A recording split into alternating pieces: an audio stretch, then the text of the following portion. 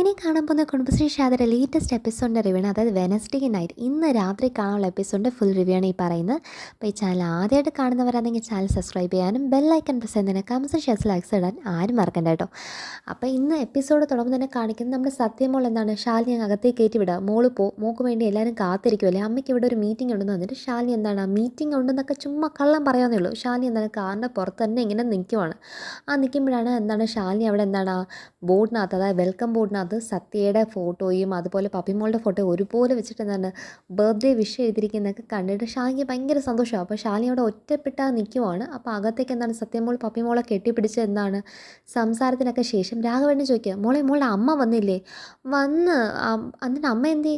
അമ്മയാണെങ്കിൽ കാറി ഇരിക്കുമോ, അമ്മയ്ക്കാണെങ്കിൽ ഇന്നൊരു മീറ്റിംഗ് ഉണ്ട്, ഓൺലൈൻ മീറ്റിംഗ്. അപ്പോൾ അതിന് കൊണ്ട് അമ്മ കാറിൽ തന്നെ ഇരിക്കും, അമ്മ വരാമെന്ന് പറഞ്ഞു കേട്ടോ എന്ന് പറഞ്ഞ് സത്യമോൾ പറയുമ്പോഴത്തേക്കും എന്താണ് നമ്മുടെ വിഷ്ണുവിൻ്റെ മുഖം അങ്ങ് വാടിക്കോ. പക്ഷേ സത്യഭാമയ്ക്കോ അത്രയ്ക്ക് സന്തോഷം. കാരണം അത് മറ്റൊന്നുമല്ല, ഇന്നത്തെ ദിവസമായിട്ട് ആരോട് മുഖം കാണിക്കേണ്ടെന്ന് വിചാരിച്ചത്, ഇനി അതിനുള്ള വഴിയൊക്കെ അവൾ തന്നെ എനിക്ക് ഒപ്പിച്ച് തന്ന്. അതായത് ഓൺലൈൻ മീറ്റിംഗ് എന്നൊക്കെ പറഞ്ഞാൽ അവിടെ ഇരുന്നാൽ മതിയല്ലോ, എന്തായാലും അവളുടെ മുഖം നേർക്ക് കാണുകയും വേണ്ട. അവളെ ഇങ്ങോട്ടേക്ക് കണ്ടിട്ട് ഇന്നത്തെ ദിവസം ഇങ്ങോട്ടേക്ക് വീട്ടിൽ ക്ഷണിക്കാതെ ഇരിക്കാൻ പറ്റത്തുമില്ല, പിന്നെ ഇവിടെ കേട്ട് ക്ഷണിക്കാതെ ഇരിക്കാനായിട്ട് ഇത് തന്നെ ഏറ്റവും നല്ലത്. സത്യഭാമ അത്ര ആഘോഷിച്ച് അങ്ങ് മനസ്സുകൊണ്ട് നിൽക്കുവാണെങ്കിലും നമ്മുടെ വിഷ്ണുവിന് ഷാലിനിയെ വിളിക്കാനായിട്ട് ഭയങ്കര വെമ്പി നിൽക്കുവാണ്. അപ്പോഴത്തേക്കും വിഷ്ണു എന്താണ് ആരെയും മൈൻഡ് ചെയ്യാതെ തിരിച്ച് പുറത്തേക്ക് ഇറങ്ങിപ്പോകും. അപ്പോൾ ഷാലിനി എന്താണ് ഒറ്റപ്പെട്ടവിടെ നിൽക്കുക. സ്വന്തം മകളുടെ ബർത്ത്ഡേ ആണ്, അതുപോലെ രണ്ട് മക്കളുടെയും ബർത്ത്ഡേ ആണ്. പക്ഷേ അവർ അച്ഛൻ്റെ കൂടെ ആഘോഷിക്കുന്നതിൽ അമ്മ മാറി നിൽക്കുകയാണ്. കാരണം സത്യാമ്മയുടെ വീട്ടിൻ്റെ പടിയിൽ ഇനി കയറാൻ ഷാലിനിക്ക് ഒട്ടും മനസ്സില്ല. കാരണം എല്ലാ ബന്ധങ്ങളും ദൂരേക്ക് പോയി കഴിയുമ്പം പിന്നെ എന്തിനാണ് ആ വീട്ടിൽ വെറുതെ കയറി ചെല്ലുന്നത്? ആ മനസ്സിൽ തന്നെ ഷാലിനിയോട് നിൽക്കുമ്പം വിഷ്ണു അടുത്തേക്ക് ചെല്ലുവാണ്. ഷാലിനി താൻ വാടോ, അകത്തേക്ക് വാ. എന്തിനാ വിഷ്ണു ഏട്ടാ, എന്തിനാ? എല്ലാം കഴിഞ്ഞില്ലേ, എല്ലാം അവസാനിച്ചില്ലേ, പിന്നെന്തിനാ? അത് ശാലിനി ഓരോ സാഹചര്യം എന്ന് വിഷ്ണു പറയുമ്പം, സാഹചര്യം വിഷ്ണു ഏട്ടാ, എന്ത് സാഹചര്യം? വിഷ്ണു ഏട്ടാ പറയുന്ന ഈ സാഹചര്യം ഉണ്ടല്ലോ ഒരാൾക്ക് മാത്രമല്ല എല്ലാവർക്കും ബാധകമാണ്. എനിക്കുണ്ടായിരുന്ന പല സാഹചര്യം, ആ ഓരോ രാത്രിയും എന്തുമാത്രം സങ്കടപ്പെട്ട് കണ്ണീര് കുടിച്ച് ഓരോ രാത്രി കിടന്ന് ഉറങ്ങുമ്പോഴും എനിക്ക് ഒറ്റ കാര്യം മാത്രം എന്താണ് സന്തോഷം ഉണ്ടായിരുന്നു. കാരണം എൻ്റെ വിഷ്ണു ഏട്ടൻ എന്നും എൻ്റെതായിരിക്കും. എനിക്കൊരു പ്രതീക്ഷ ഉണ്ടായിരുന്നു, എനിക്കൊരു വിശ്വാസം ഉണ്ടായിരുന്നു.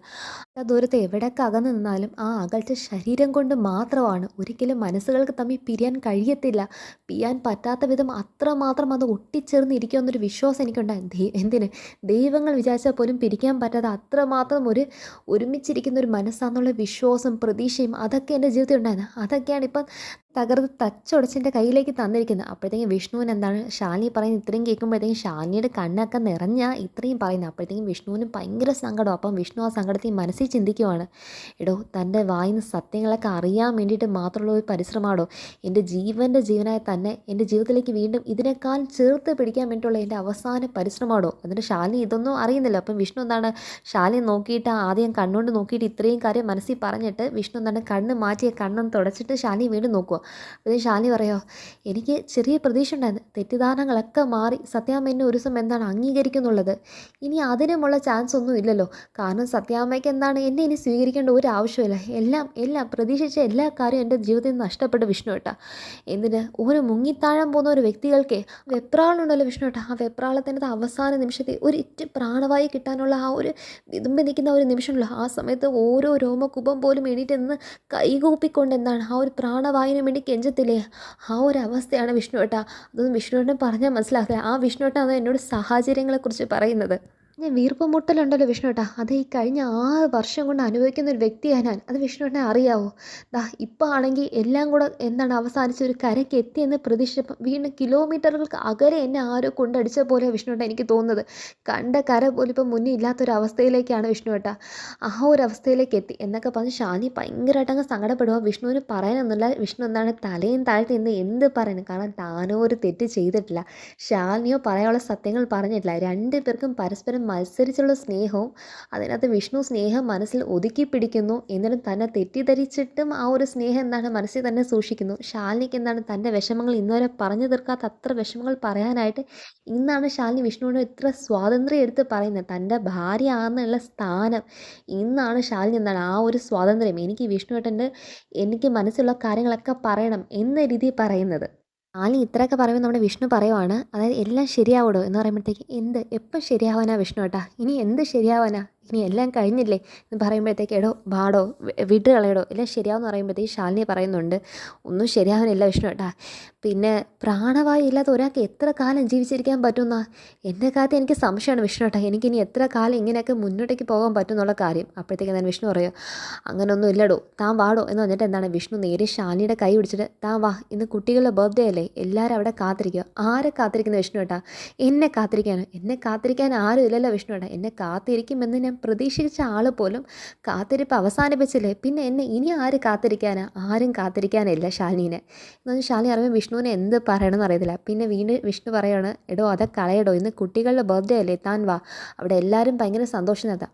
അങ്ങനെ സന്തോഷത്തിൽ തന്നെ വേണമല്ലോ, കാരണം സന്തോഷിക്കാൻ പല കാരണമുണ്ടല്ലോ. താനും കൂടെ വന്നാൽ ആ സന്തോഷം ഇരട്ടിയാവോടോ, താൻ വാടോ ശാലിനി എന്ന് പറയുമ്പോഴത്തേക്കും വന്നാൽ സന്തോഷം ഇരട്ടിയാവുന്നോ? വിഷ്ണുട്ട് എന്താ ഈ പറയുന്നത്? ഞാൻ വന്നാൽ സന്തോഷം ഇരട്ടിയാകത്തൊന്നുമില്ല വിഷ്ണുവിന്, അതൊക്കെ തെറ്റി. ഞാൻ വന്നാൽ ഇപ്പോൾ ഉള്ള സന്തോഷം കൂടെ കെട്ടണയത്തേ ഉള്ളൂ.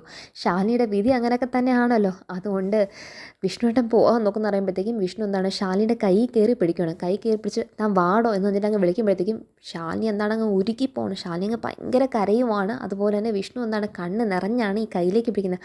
ആദ്യം കൈ എങ്ങനെ പിടിക്കണമെന്ന് നോക്കി നോക്കി ലാസ്റ്റ് വിഷ്ണു അവസാനമാണ് കൈ പിടിക്കുമ്പോഴത്തേക്കും നമുക്ക് ഏറ്റവും ഇഷ്ടപ്പെട്ട ഒരു സോങ് ഉണ്ടല്ലോ, കണ്ണേ കനേ ഒന്നൈ കൈവിട മാട്ടേ. സിറ്റുവേഷൻ ഏറ്റവും പറ്റിയ ഒരു സോങ്ങും കൂടെ അവിടെ ഇട്ട് കാണിക്കുന്നത്. അപ്പോഴത്തേക്കും ശാലിനിക്ക് എന്താണ് വിഷ്ണുവിൻ്റെ കൂടെ പോകാനുള്ള എല്ലാ മനസ്സുണ്ട്. പക്ഷേ ശാലിനി മെല്ലെ ആ കയ്യിൽ നിന്നാണ് തനിക്കിതിനകത്ത് ഇനി അവകാശമില്ല എന്ന രീതി ആ കയ്യിൽ നിന്നാണ് തൻ്റെ കയ്യിനങ്ങ് പറിച്ച് മാറ്റുവാണ്. എന്നിട്ട് ശാലിനി പറയാണ് പോ വിഷ്ണു ഏട്ടാ പോ എന്ന് പറയുമ്പോഴത്തേക്കും ലാസ്റ്റ് വിഷ്ണു എന്താണ് പിന്നെ പറയാൻ ഒരു വാക്കില്ല. അങ്ങനെ വിഷ്ണു നേരെ കയറി ചെന്നിട്ട് ആ പടിവാതിലിൽ നിന്നിട്ട് വീണ്ടും തിരിഞ്ഞ് ശാലിനി നോക്കും. അപ്പോൾ ശാലിനി പോകാൻ പറഞ്ഞതും വിഷ്ണു അങ്ങ് പോയതും ശാലിനി ചിന്തിക്കുമോ ഞാൻ പോകാൻ പറഞ്ഞാൽ അപ്പോഴത്തേക്കും പോകാനുള്ള ബന്ധമേ ഉള്ളൂ എന്ന രീതിയിൽ ശാലിനി വിഷ്ണുവിനെ നോക്കുന്നതും കാണാം. എന്നിട്ട് നേരെ വിഷ്ണു അകത്തേക്ക് കയറി ചെല്ലുന്നതാണ് കാണുന്നത്.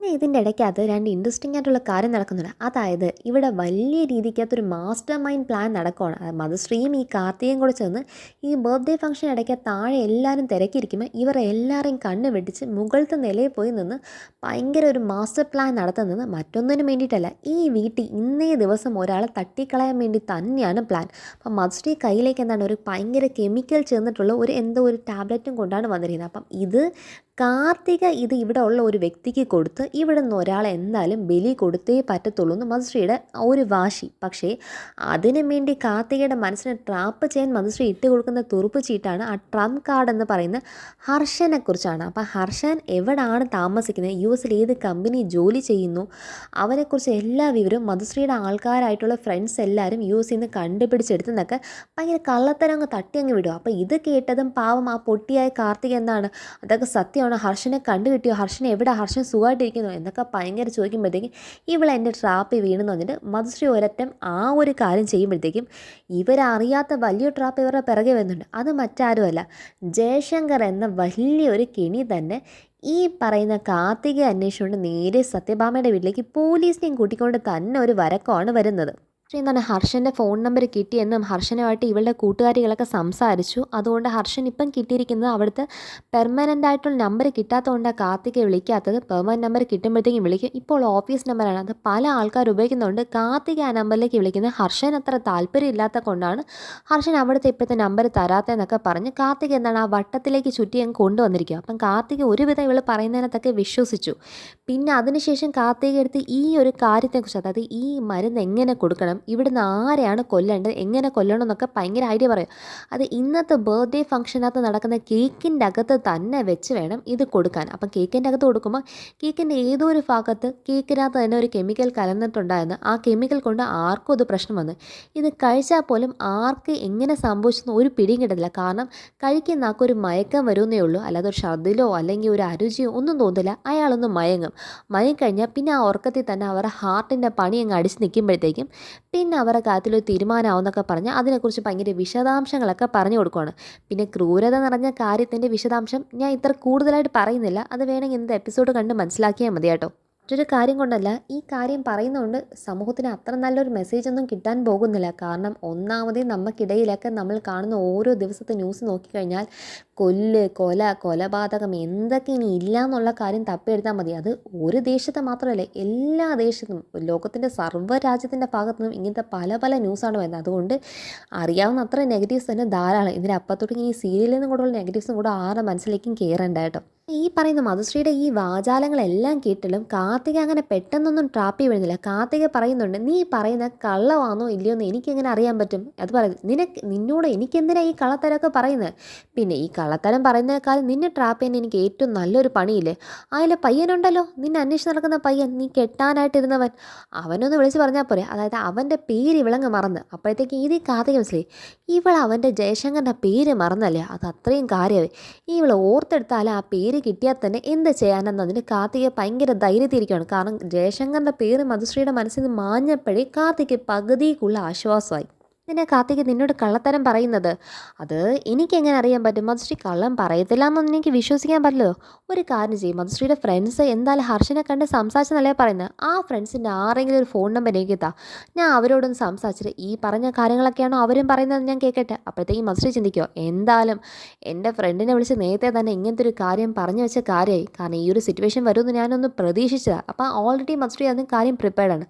അപ്പോൾ ഏതോ ഒരുത്തൻ്റെ ഫോണിന് അടിച്ച് കൊടുത്തിട്ട് അവനോട് സംസാരിപ്പിക്കും. അപ്പം കാർത്തിക് അവനോട് സംസാരിച്ചിട്ട് എന്തോ സംസാരിക്കുന്നത് കാണിക്കുന്നില്ല. അപ്പം കാർത്തിക് ഫോൺ വെച്ചതും പറയുന്നുണ്ട്, അവന് മധുശ്രീ പറഞ്ഞ കാര്യം തന്നെ പറഞ്ഞെന്നൊക്കെ പറയുമ്പോഴത്തേക്കും ഇതിൻ്റെ ഇടയ്ക്കകത്ത് വെച്ച് കാർത്തിക ചെയ്തൊരു കാര്യം, ജയശങ്കറിൻ്റെ ഫോൺ നമ്പർ മധുശ്രീയുടെ ഫോണിൽ നിന്ന് തന്നെ ആ ജയശങ്കറിൻ്റെ ഫോൺ നമ്പർ എന്താണ് ഡിലീറ്റ് ചെയ്ത് കളഞ്ഞിട്ടാണ് മധുശ്രീയുടെ കയ്യിലേക്ക് തിരിച്ച് ഫോൺ ഏൽപ്പിക്കുന്നത്. അപ്പം മധുശ്രീ ചോദിക്കുക, ഇപ്പം നിനക്ക് വിശ്വാസമല്ല, ഇനിയിപ്പം നിനക്ക് ചെയ്യാൻ ഒരു പാടും ഇല്ലല്ലോ, നീ ചെയ്യണം. അപ്പോഴത്തേക്കും കാർത്തിക് പറയുന്നുണ്ട്, പക്ഷേ ഇതൊന്നും ചെയ്യാൻ എനിക്ക് പറ്റത്തില്ല. കാരണം നീയും എനിക്കും തമ്മിലുള്ള ഡീൽ ഹർഷൻ എന്താണ് എനിക്ക് വേണ്ടി കണ്ടുപിടിച്ച് തരാന്നേ ഉള്ളായിരുന്നു. അല്ലാതെ ഇവിടെ വീട്ടിൽ ഒരാളെ തട്ടിക്കളയാനൊന്നും ഞാൻ നിന്നെ കൂട്ടു നിൽക്കാനില്ല. പിന്നെ ശാലിനി വിഷ്ണുവിനും തമ്മിൽ എന്നേക്കായി പിരിക്കാനല്ലേ പറഞ്ഞ, അത് ഞാൻ വേണമെങ്കിൽ ചെയ്തുതരാം. പക്ഷേ ഇതൊന്നും എനിക്ക് ചെയ്യാൻ പറ്റത്തില്ല. നീ അങ്ങ് തന്നെ ചെയ്യുന്നെങ്കിൽ ചെയ്താൽ മതി എന്നിട്ട് തിരിച്ച് പറയുമ്പോഴത്തേക്ക്, എടി ഞാൻ അവനെ വിളിച്ച് പറയാം. അപ്പം കംപ്ലീറ്റ് ആയിട്ട് നീ അവൻ്റെ പേര് മറന്നുള്ള കാര്യം എനിക്കറിയാം. അപ്പം മസ്റ്റി ഇനി ഈ കുടി നിർത്തണം, ഈ കുടി കൊണ്ട് എനിക്ക് എല്ലാ പേരും മറന്നുപോയി, അവൻ്റെ പേരെന്തോന്ന് ഓർമ്മ കിട്ടുന്നില്ല എന്നുള്ള കാര്യം ഇവർക്ക് മനസ്സിലാകുകയും ചെയ്ത്. അപ്പം കാത്ത പറയാം, ഇനി നിനക്ക് അവൻ്റെ പേര് ഓർമ്മ വന്നിട്ടും കാര്യമില്ല മസ്റ്റി. കാരണം നീ എവിടെയോ വഴി വെച്ച് അവനെ വഴി വെച്ച് കണ്ട ഒരു മുഖം മാത്രമേ നിനക്ക് ഓർമ്മയെ കാണുന്നുള്ളൂ. അവൻ്റെ ഫോൺ നമ്പർ നിൻ്റെ കയ്യിൽ ഇപ്പോൾ ഇല്ല. ഞാനതങ്ങ് ഡിലീറ്റ് ചെയ്ത് കളഞ്ഞു. പിന്നെ എന്തിനാ ഞാൻ നിന്നെ പേടിക്കുന്നത്?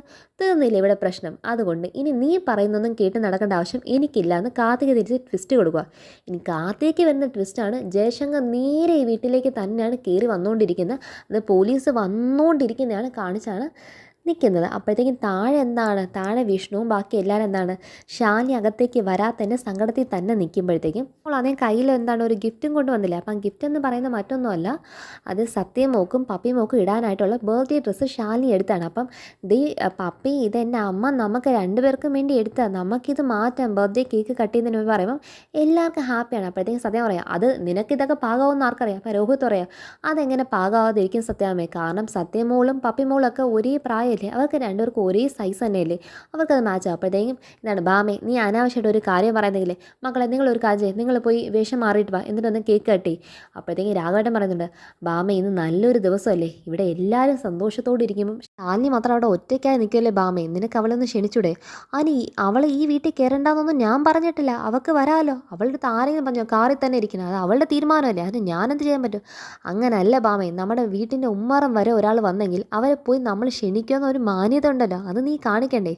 രാഘവേട്ട നിങ്ങൾ ആവശ്യമില്ലാത്ത കാര്യത്തിൽ കയറി ഇടപെടല്ലേ കേട്ടോ. അവർക്കും ഈ വീട്ടിനും തമ്മിലുള്ള സർവ്വ ബന്ധങ്ങളും അവസാനിച്ച് കഴിഞ്ഞ് പിന്നെ ഞാൻ തന്നെ വിളിക്കുന്നത്, ഒന്നാമത് അവളുടെ മകളുടെ ബർത്ത്ഡേ ഇവിടെ സെലിബ്രേറ്റ് ചെയ്യുന്നത് തന്നെ വലിയ കാര്യം. അപ്പോഴത്തേക്ക് രോഹിത് പറയാം, സത്യം ഇന്ന് നമ്മൾ ആരുമായിട്ട് വഴക്ക് വേണ്ട, നമ്മൾ മുന്നേ തന്നെ ഒരു ധാരണയെ എത്തിയതാണ്. അപ്പം ഇതൊക്കെ ശാലിനിക്ക് വീടോട്ട് ഒരു ബന്ധമില്ല എന്ന് പറയുന്നത് കേൾക്കുമ്പം ശ്യാമയ്ക്കും കലിയൊന്ന് ശ്യാമയ്ക്കോ, അതെന്താ സത്യം അങ്ങനെ പറഞ്ഞാൽ, എൻ്റെ കുഞ്ഞിച്ചിക്ക് ഈ വീടോട്ട് ഒരു ബന്ധമില്ല എന്ന് പറയുന്നത് വിഷ്ണുവേട്ട മറ്റൊരു പെണ്ണിന് വിവാഹം കഴിച്ചുകൊണ്ട് വന്ന കൊണ്ടാണോ എന്ന് ശ്യാമ ചോദിക്കുന്ന ആ ചോദ്യത്തിന് മുന്നിൽ സത്യഭാമയും ബാക്കി എല്ലാവരും ഞെട്ടി നിൽക്കുന്ന കാണിച്ചുകൊണ്ടാണ് ഇനി കാണാൻ പോകുന്ന കുടുംബശ്രീ ഷാദയുടെ നെക്സ്റ്റ് എപ്പിസോഡ് എൻഡിങ് എന്ന് പറയുന്നത്. ആരും വീഡിയോ കണ്ടിട്ട് ചാനൽ ലൈക്ക് ചെയ്യാനും സബ്സ്ക്രൈബ് ചെയ്യാനും ബെല്ലൈക്കൺ പ്രസ് ചെയ്യുന്നതിന് കമൻസ് ഷെയർസ് ലൈക്സിന് ആരും മറക്കണ്ട കേട്ടോ. ബൈ.